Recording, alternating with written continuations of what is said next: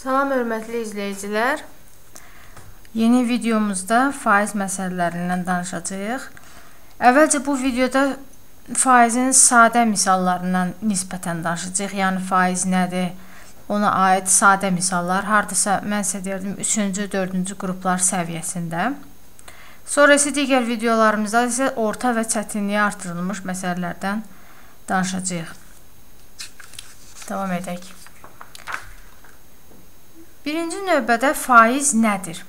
Ümumiyyətlə faiz, yəni hər yerdə rast gəldiyimiz tərif odur ki, ədədin %1 hissəsinə 1% deyilir. Yəni, məxrəci 100 olan kəsirlərin sürəti faiz şəklində yazıla bilir. Məsələn, %30. Bu o deməkdir ki, 30%dir.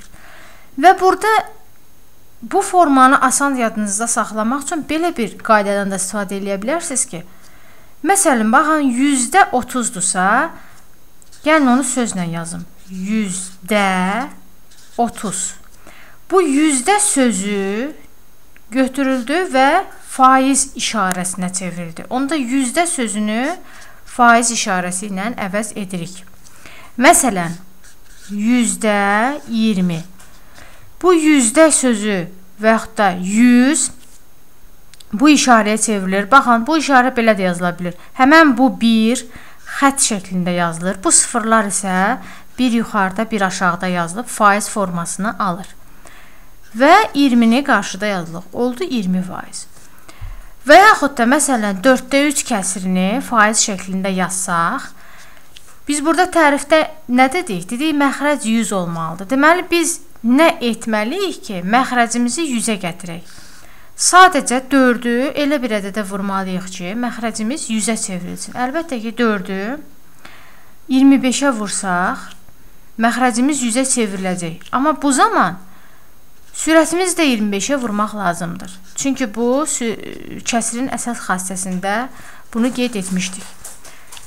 %75 olduğu halda 100 yenə də faiz işarəsinə çevrilir, 75 isə olduğu kimi qalır. Deməli, 4/100 kəsirini biz faizə çevirmiş olsaq, 4/100 kəsiri faizlə 75%-ə bərabərdir. Davam edək. Nümunələr. Yenə deyirəm, buradakı nümunələr asan görsənə bilər. Bu nümunələr əsasən sadə nümunələrdir, yəni faizin sadə məsələlərinə uyğundur. Lakin bu məsələlərin özlərini də mən test toplusundan götürmüşəm. 39%-i onluq kəsirə çevirin. Necə ki, biz bayaq kəsiri faizə çevirdik, eləcə də faizi kəsirə çevirə bilərik. Bəs bunu necə eləyəcəyik? Necə ki, kəsiri faizə çevirəndə məxrəcdəki 100-ü faiz işarəsinə çevrilmişdik. Buradakı faiz işarəsini də məxrəcə göndərəcəyik. Yəni, belə bir şey olacaq. 39, bu faiz işarəsi 100 formasına çevrilib, məxrəcə gedəcək. Olacaq %39. Və yaxud da başqa bir sözlə, mən bayaq qeyd etmişdim ki, bu işarə yüzdə sözünü əvəz edir. Deməli, bu işarənin əvəzinə yüzdə sözünü yazırsan faizdən onluq kəsirə və yaxud da adi kəsirə çevrilmək üçün. Eləcə də adi kəsir və yaxud da onluq kəsirdən faizə çevrilmək üçün yüzdə sözünün yerinə bu işarəni yazsan. İndi bizə deyir ki, bunu onluq kəsir şəklində yaz. Biz isə bunu hələ ki adi kəsir formasında yazdıq. Və adi kəsiri onluq kəsirə çevirmək isə artıq bu videonu faiz məsələni eləyirsinizsə, bunları bacarmalısınız. Bu da eləyir 0,39. Digər nümunədə onluq kəsirdir və bunu faizə çevirmək lazımdır. Asan olsun deyə əvvəl onluq kəsiri adi kəsir formasında yazıram. %57 yazdım. Və yenə bayaq qeyd etdiyim kimi yüzdə sözü faiz işarəsini əvəz edir. Deməli, 57-ni yazıram, amma bu yüzdənin yerinə faiz işarəsini qeyd edirəm. Olur 57%. Davam edək. Faizin tapılması. Ümumiyyətlə, istənilən ədədin faizini tapmaq üçün, məsələn, 55-in 20%-ni tapırıq. Əvvəlcə, məntiqi baxımından fikirləşək ki, bu 20% kəsirlə %20 deməkdir. Biz bayaq faizdən kəsirə çevrilməyi qeyd etmişdik. İndi belə çıxır ki, 55-in %20-sini soruşur. %20 nə deməkdir? Yəni 55-i 100 yerə bölüb onun 20 hissəsini götürmək deməkdir. Və yaxud da burada biraz sadələşdirmə aparsaq, 20 ilə 100 ixtisar gedir, qalır 5də 1. Digər sözlə 55-in 5də 1 hissəsini soruşur. Yəni 55-i 5 yerə bölüb 1 hissəsini götürməyini soruşur. 55-i 5-ə bölüb 1-ə vurmaq deməkdir. Bir sözlə, istənilən ədədin faizini tapmaq üçün o ədədi 100-ə bölüb həmən faizə vurmaq kifayət edir. Çox insanın yadından çıxır ki, bax, məhz 100-ə bölüb 20-yə vurunmu, yoxsa 20-yə bölüb 100-ə vurunmu?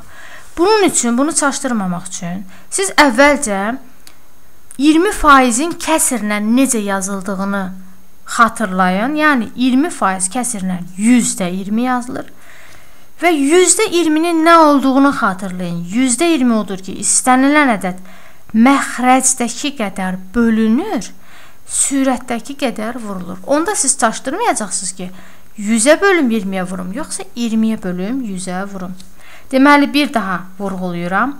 55-in 20%-ni tapmaq üçün 55-i 100-ə bölüb 20-yə vurduq. Daha doğrusu, sadələşdirmə aparandan sonra 5də 1 alındı və biz 5-ə bölüb 1-ə vurduq ki, daha asan əməliyyat eləyək. Davam edək. Şagird 80 səhifəlik kitabın 25%-ni oxudu. Neçə səhifə oxunmamış qaldı? Bu ədədin faizinin tapılmasına aiddir. Yəni, ümumi kitab 80 səhifəlikdir. Bu 80 səhifənin 25%-ni oxuyub. Neçə səhifə oxunmamış qalıb? Bunun iki yolu var. Mən ikisini də qeyd edirəm. Kim hansı yolu daha rahat bilsə, ondan istifadə eləsin. Birinci yol odur ki, əvvəlcə biz baxırıq ki, bu şagird neçə səhifə oxuyub. Bunun üçün baxırıq ki, 80-ın 25%-ni oxuyub. Deməli, 80-in 25%-ni tapmaq lazımdır. 80-in 25%-ni tapmaq üçün 25%-i kəsrə çevirirəm və kəsiri də sadələşdirib ixtisar edirəm. Oldu 20 səhifə. Deməli, 20 səhifə oxuyub. Amma bizdən oxunmamış səhifələri soruşur. Əgər ümumi 80 səhifə varsa, onun 20-si oxunubsa, əlbəttə ki, yerdə 60 səhifə qalır. Bu birinci üsuldur. Yəni, birinci addım neçə səhifə oxunduğunu tapmaq, ikinci addım, bax, burada ikinci addım getdi bizdə. İkinci addım isə ümumi səhifələrdən oxunmuş səhifələri çıxaraq, yerdə qalan səhifələri tapmaqdır. Bəs, ikinci üsul nədir? Bura üsul yazım. İkinci üsulda isə birbaşa tapacağıq. Necə tapacağıq? Faizlə tapacağıq. Baxın, 80 səhifə kitabın 25%-ni oxuyubsa, onda yerdə neçə faiz oxunmamış qalıb? Bir şey vurğulayım ki, ümumi işin tam iş, yəni tam bir kitab və yaxud da tam görülən iş, həmişə 100% sayılır. Yəni, bu iş tamdırsa, bu 100% sayılır. İndi, əgər bu 100%lik kitabın 25%-i oxunubsa, 75% yerdə qalıb, oxunmamış. Deməli, biz sadəcə 80-in 75%-ni tapsaq, elə birbaşa oxunmamış səhifələri tapmış olacaq. Yenə də bu kəsiri ixtisar edirəm. Bax, hər dəfə videolarımda xatırladıram ki, Əgər ixtisar, kəsirlərin vurulmasıdır, bölünməsidir, toplanması, çıxılması. Əgər siz bu əməliyyatları bilmirsinizsə, əvvəlcə bunlara aid olan videoları izləyin və yaxud da başqa səhifələrdən araşdırın, kitablardan araşdırın, onları öyrənin. Ondan sonra bu faizdir və yaxud da nisbət tənasübdür və digər məsələlərə baxın. Mən burada ixtisar etdim. Birbaşa 25-ə ixtisar etdim. Qaldı 4-də 3 və sonra bunu da ixtisar edəndə oldu 60 səhv. Fikir verin, nə baş verdi? Eyni cavab aldıq. O heç eyni almalıydıq. Amma birinci üsulda biz 2 əməliyyat eləməli olduq. İkinci üsulda isə 1 əməliyyat eləyib aldıq. Ona görə mən 2 üsulu dedim ki, kimə necə rahat olur tapsın. Çox adam bax bu hissəni nəsə çaşdırır. Onu çaşdırırsınızsa bu üsuldan istifadə edin. Yox, bu rahatdırsa ən yaxşı üsul budur. Çünki burada sən vaxtıva da qənaət eləyirsən. Həm də görəcəyin əməliyyatların da sayı azalır.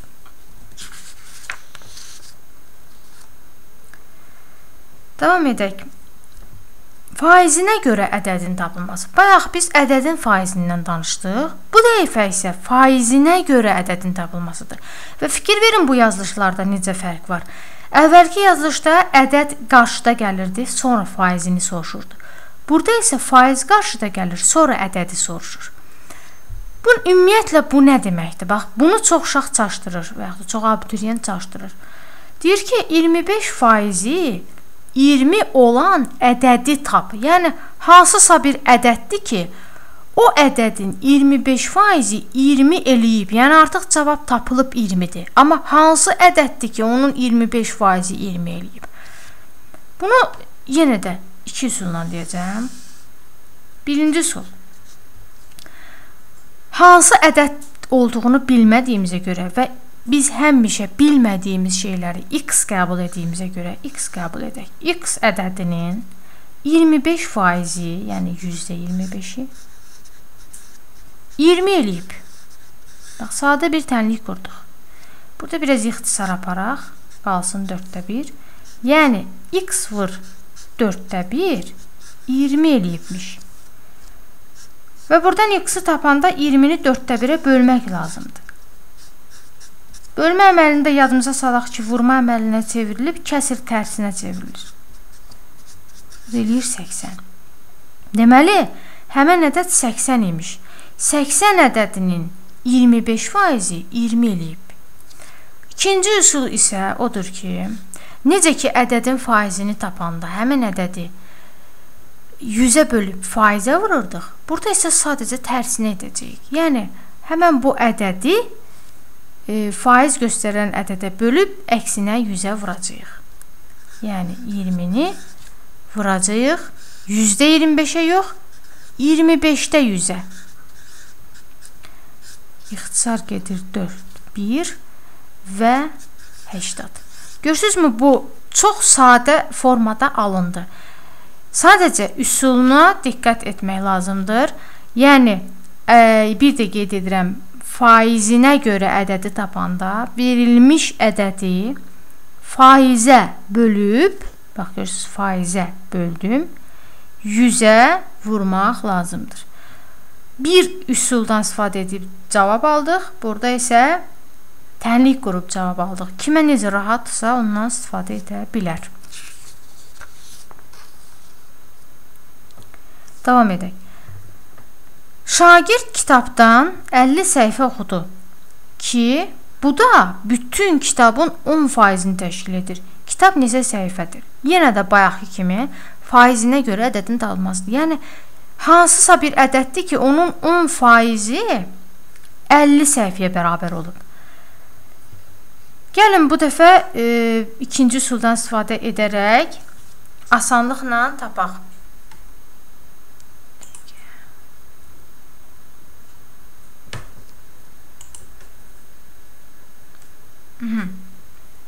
Asanlıqla tapaq.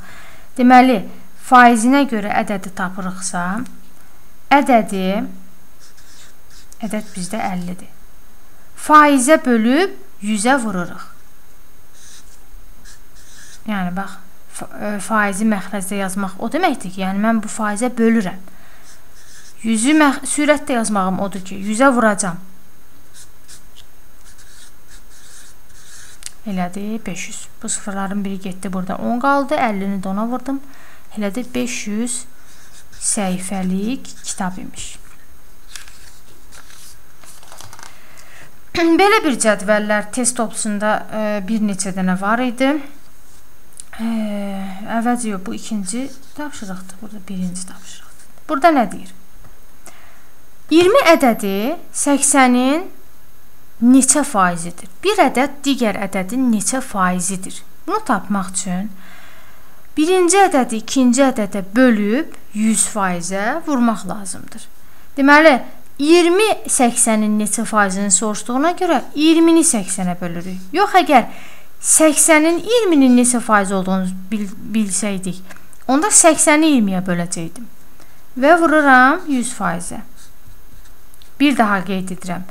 Bir ədədin, o bir ədədin neçə faizi qədər olduğunu bilmək üçün həmin ədədi digər ədədə bölürük, 20-ni 80-ə böldük və 100%-ə vururuq. Niyə 100%-ə vururuq? Bunu axı biz faizə çeviririk.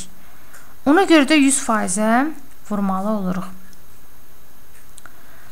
İxtisar edək, sıfırlar getdi, 2 ilə 8 getdi, 4, 100 ilə 4 getdi, 25. Deməli, fikir verin, 20 80-in 25% qədərdir. İkinci suala baxaq. Deməli, belə bir cədvəldir. Cədvəlin içərisində müxtəlif ədədlər var. Həm natural ədədlər var, baxın 8, 4. Həm tam ədədlər var. Tam ədədlər yenə də 8, 4, -5, -6. Həm də rasional ədədlər var. Bu kəsirlər, eyni zamanda mənfi müsbət ədədlər, hamısı rasional ədədlərdir. Rasional ədədlərimiz Q ilə işarə olunurdu. Rasional. Natural ədədlərimiz N ilə işarə olunurdu. Natural. Tam ədədlərimiz isə Z ilə işarə olunurdu. Deyir ki, cədvəldəki ədədlərin neçə faizi natural ədəddir? Deməli, biz natural ədədlərimizi sayaq. N-ə daxildir hansı ədədlər? 8. Natural ədədlərimizi bir daha yadımıza salıq ki, sayma nəticəsində yaranmış ədədlərdir. Bir sözlə müsbət tam ədədlərdir. Natural ədədlərimiz bunlardır. 2 ədəd. Cədvəldəki ədədlərin neçə faizi natural ədəd? Deməli, 2 dənə natural ədədimiz var. 2 ədəd. Bəs neçə dənə ədədimiz var? Sayaq.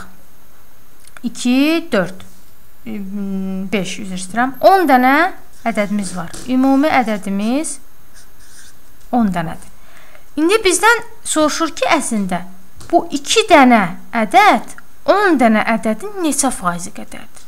Bayaqki suala oxşuyur. Deməli, 2 onun neçə faizini təşkil etdiyini soruşduğuna görə 2-ni 10-a bölürəm və vururam 100%-ə ki, faizə çevirmək üçün. 5, 20. Deməli, fikir verin, bu cədvəlin içində cəmi 20% natural ədədlər yer alıb. Məsələn, desəydi ki, neçə faiz tam ədəd var? Tam ədədlərə bilirsiniz ki, həm müsbət, həm mənfi ədədlər daxildir. Müsbət və mənfi ədədləri sayacaqdıq. Məsələn, 1, 2, 3, 4. 4 dənə tam ədəd var, 10 dənə də bütün ədədlər var. Həmən 4 dənə ədəd, 10 dənə ədədin neçə faizini təşkil etdiyini tapacaqdıq. Ona görə 4-ü 10-a bölüb 100-ə vuracaqdıq. Bu qədər. Gələn videoda faiz mövzusunun davamı olacaq. Sağ olun.